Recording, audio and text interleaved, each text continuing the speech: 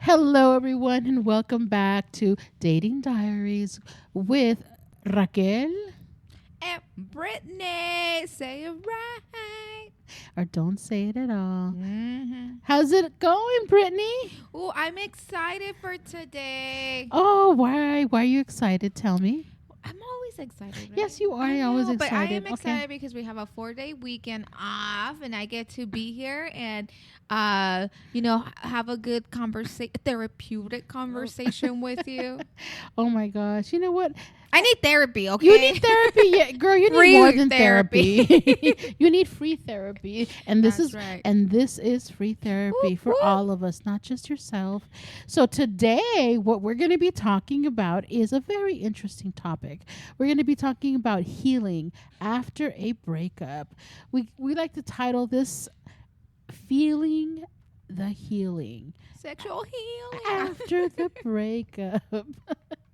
So tell me, Miss Brittany, um, how long does it take for you to heal after a breakup? Oh man. Oh, depends. I would say it depends on how attached I am to that person. If I'm more attached, it takes a little longer. Mm-hmm. And if I'm not that attached, when my eyes close, I'll be like, "Oh, what happened to that guy?"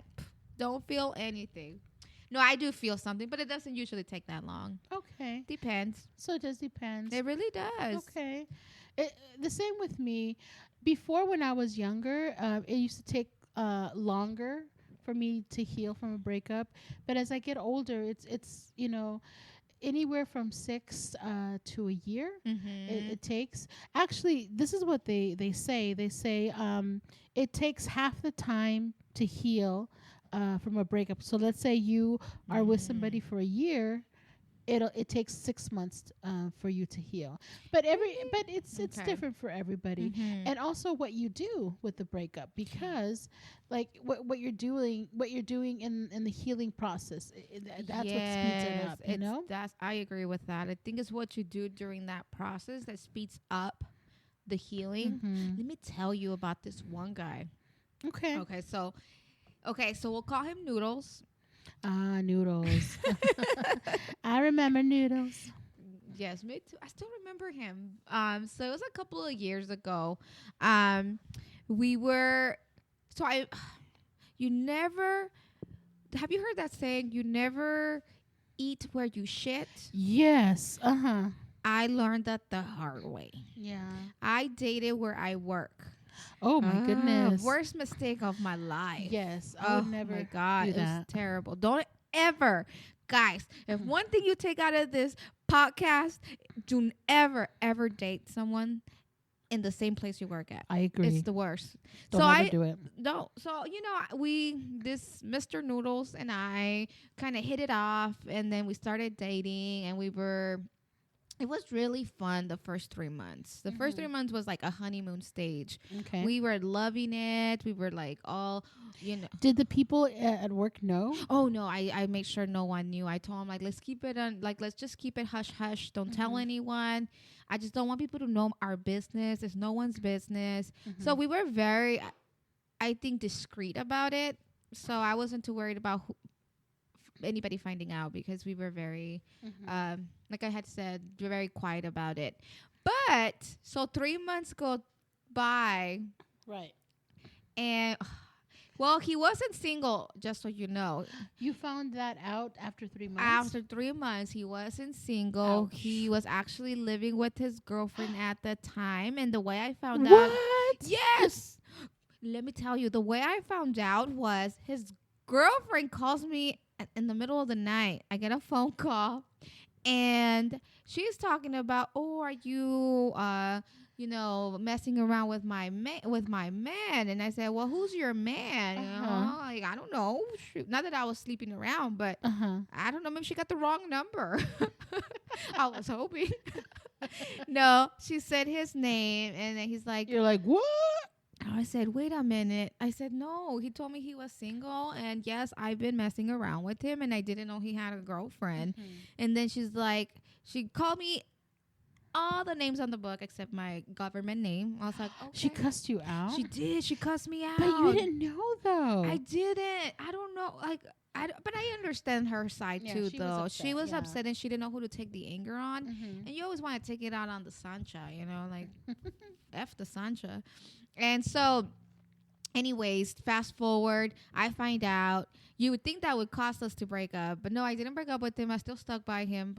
Why? Because I'm stupid, maybe. I don't know. Because I was really into him, but that doesn't give you a good reason to stay with someone. Uh-huh. And that's why the results were what they were. That's why we ended up not working out. I couldn't trust them. I felt like he was messing around with everyone, so we break up.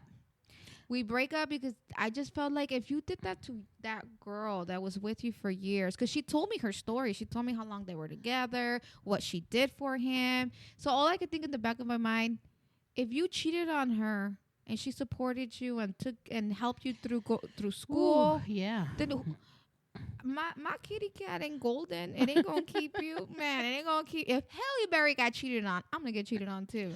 Girl. Beautiful women. I mean, I'm not saying you're beautiful.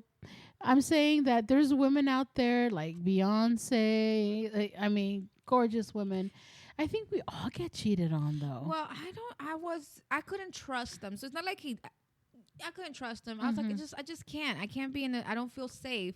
So I break up with him, and let me tell you, I felt like somebody just, I don't know, just snatched my soul out of my heart. Oh, it was so painful. Such a painful process. I've known you for a long time, and I think that out of all the relationships that you've had, I've never seen you so torn up about a guy. You know, this guy really just did a number on you. And it took you a while. How long did it take you to break up? I mean, to get over him? It took me a year, and it was the most insane process for me because I don't know why. It was such a hard breakup. Like, I remember when we first broke up, I still had to go to work and see him daily. Yeah. And he would, I feel like he did certain things just out of spite, just so I don't know, like I hate it. This is where the anger comes in. That the first part of my healing was the anger. I hated him laughing because then it just made me realize he's happy and I'm not. Oh, I remember he had this kind of laugh that you could hear it like from everywhere. Yeah. Punch in the face. I was ready to fight him. Yeah, and like, there's there's Mr. Fernandez, with his laugh. Yeah. And he didn't have a bad laugh. It's just that that it was him, But you hearing it must have yes, I felt nails on a chalkboard. Yes. Oh my gosh, I just was because all I could think about was he's happy and I'm miserable because I was so miserable without him. I don't know. I just loved him so much. So the first part was anger because he was happy and I wasn't, and then through that whole process too, I get information from someone that informed me that he had already moved on and found someone. So quickly. Yes, within like how 2 long months. 2 months? 2 months after our breakup. Oh, that was a rebound. I was hurt, and I was like, why can't I have a rebound? Where's my rebound? But I couldn't even function. I was so in such a distraught. I don't even know, distress. It just felt like the world was just turned upside down for me. Let me ask you, what were some of the things that you did to heal from this heartbreak? I think one of them was quitting. I quit that job. You quit that job. Oh, I needed honestly, I know, and this is very extreme, but I needed not to see him at all. Like, I couldn't, because I wasn't calling him. We weren't doing any contact through the phone or text messaging. But you were still seeing him. I still had to see him because I worked with him. So I felt like I needed to just terminate my job so then I wouldn't have to see him anymore. And I did. I ended up leaving my job. And that's what you mean, don't shit where you work? Don't ever do that. I quit my... Don't... Is that how you say it? Don't eat where you shit. Yes.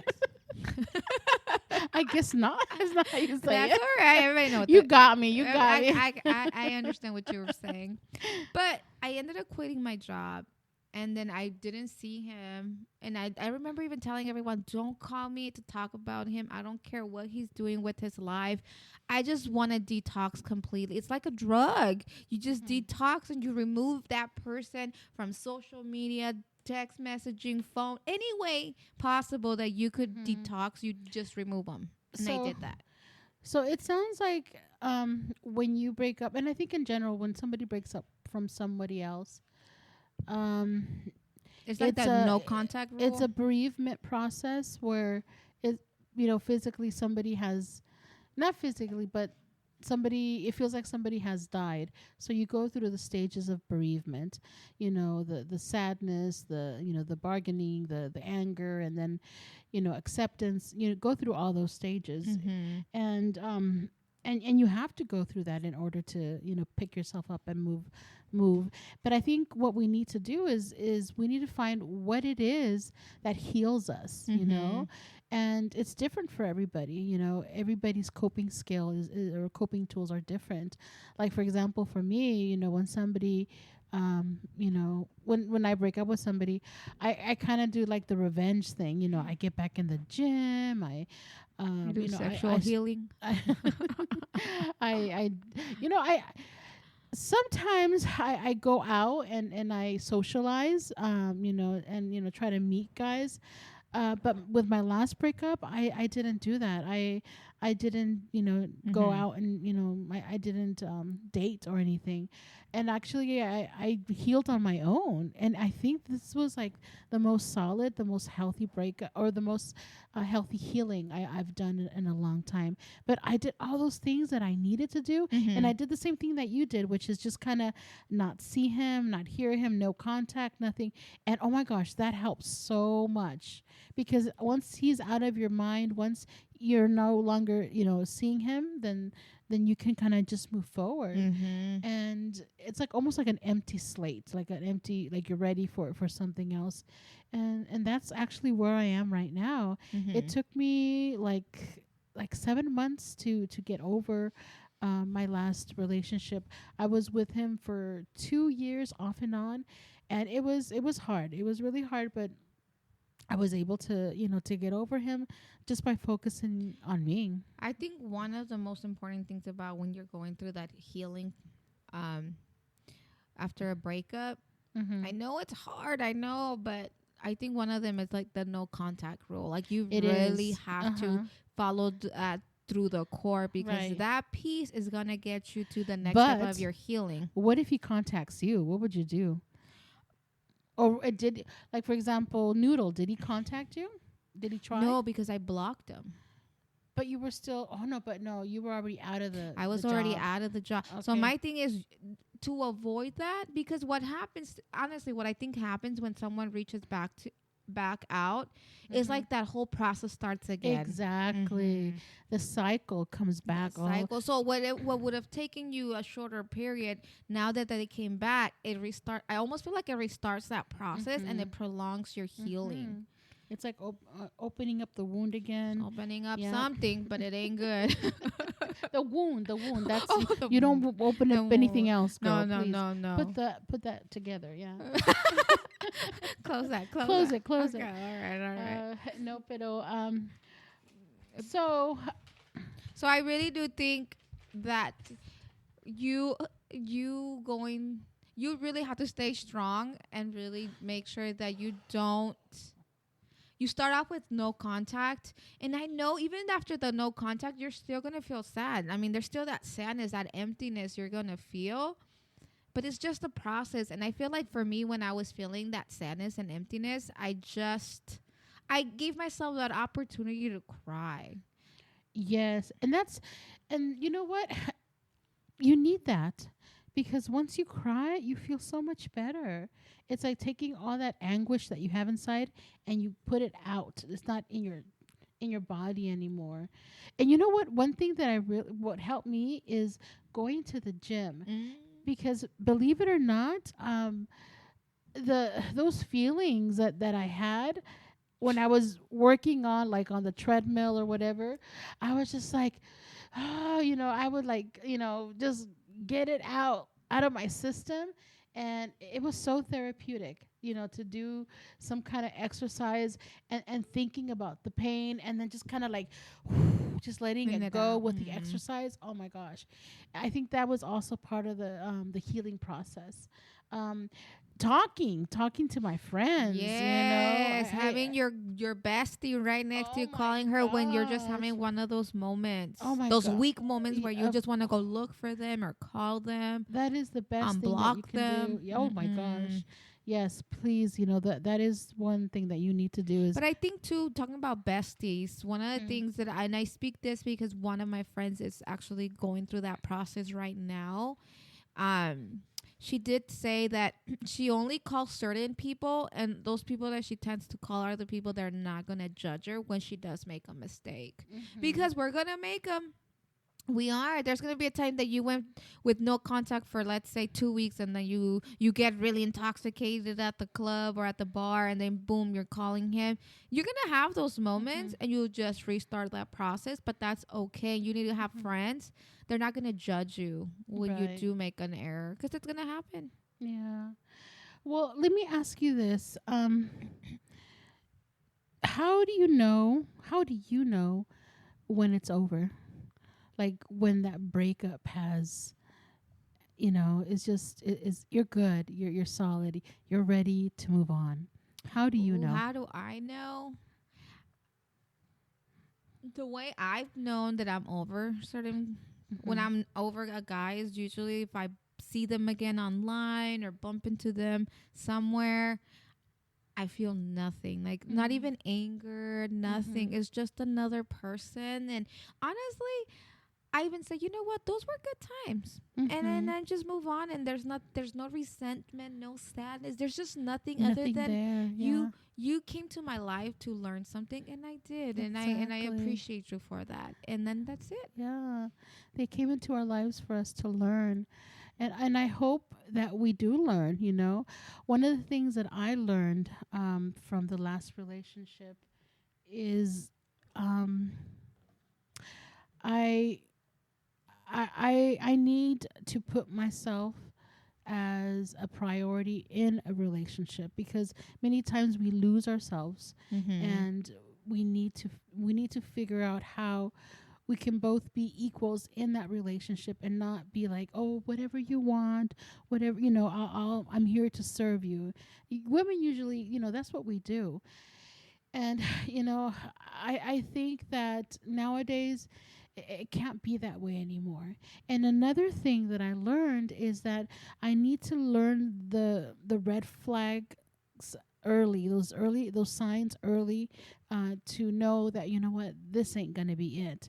Because us as women, we see those red flags early on, and we just kind of like, oh, it's a pink flag, it's okay, no, if there's something that comes up and we realize, what, this ain't right, we need to be strong enough to be like, okay, you know what, it's time to go. Time to We're not go. gonna, because we know how it turns out. We know what's gonna happen. So it's better just to, can we be Snip, snip, friends? cut that. You don't want to be friends. I understand. You know what? I wish you well. Yeah, I wish you well. I wish you well. That's definitely the thing that honestly, when you're able to say you wish them well and you truly mean it, that's how you know it's done. It's Yeah. over. And then also when you think about them, you feel like a peace inside. You're like, oh yeah, those were good times. I hope he's doing good, and I hope everything works out for him. Mm-hmm. And may God bless him. Que Dios te bendiga. That's how I see it. Hey, yo estoy I'm all upset. No, no, I'm just kidding. No, yes. No, you gotta throw You good gotta- energy out there, because that good energy will return back to And you. it does, and it does. It Mhm. really does, because there's always someone for everyone. Yeah, So girl, please. I'm still looking for that one. He's But he's it's out coming. there. Oh yeah. He's out there with a big old shalong. I'm waiting. It's taking him time to get here because he's dragging. Yeah, yes, he is. I'm gonna take my time. I see you. You're Yeah. mine. Hey, but that doesn't mean that you can't have fun. You can have Oh, fun no. and socialize, get to know other people. That's You right. know? At least, well, you have to socialize to be able to find that one. Yeah. So It's the journey, girl. The it's journey. a journey. Yeah. And it should be. He'll love you regardless. And you're gonna have a journey that's gonna be with ups and downs. Mhm. But I feel hopeful. I'm glad that you do.